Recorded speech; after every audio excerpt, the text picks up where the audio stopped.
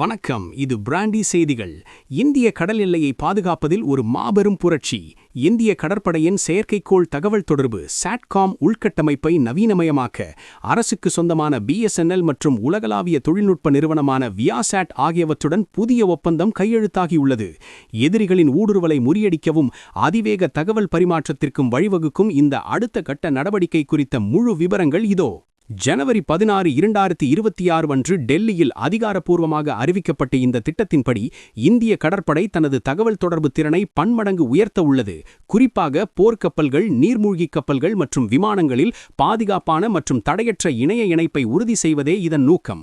இதற்காக வியாசாட் நிறுவனத்தின் அதிநவீன K-பேண்ட் செயற்கைக்கோள் தொழில்நுட்பம் பயன்படுத்தப்பட உள்ளது. ஏற்கனவே செயல்பாட்டில் இருக்கும் L-பேண்ட் உள்கட்டமைப்புடன் இந்த புதிய தொழில்நுட்பம் இணைக்கப்படுவதால் கடல் சீற்றம் அல்லது மோசமான காலநிலையிலும் தகவல் தொடர்பில் எவ்வித தடையும் ஏற்படாது.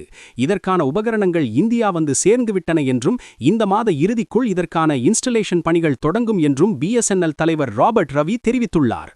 இந்த நவீனமயமாக்கலின் முக்கிய நன்மைகள்: மல்டிபேண்ட் வியூகம். ஒரே ஒரு செயற்கைக்கோளை சார்ந்திருக்காமல் பல அலைவரிசைகளை பயன்படுத்துவதால் தகவல் எப்போதும் துண்டிக்கப்படாது. அதிவேக டேட்டா. முன்பை விட அதிக வேகத்தில் ஆடியோ, வீடியோ மற்றும் ரகசிய தரவுகளை கடற்படை தளங்களுக்கு அனுப்ப முடியும். தேசிய பாதுகாப்பு. BSNLின் தரைக்கட்டுப்பாட்டு நிலையங்கள் மூலம் இந்த தொடர்பு கையாளப்படுவதால் நாட்டின் தேசிய பாதுகாப்பு தரவுகள் முழுமையாக பாதுகாக்கப்படும். இந்தோ பசிபிக் பிராந்தியத்தில் அதிகரித்து வரும் அச்சுறுத்தல்களை சமாளிக்க கடற்படையின் இந்த டிஜிட்டல் ஆயுதம் ஒரு பெரும் பலமாக அமையும் என்பதில் சந்தேகமே இல்லை.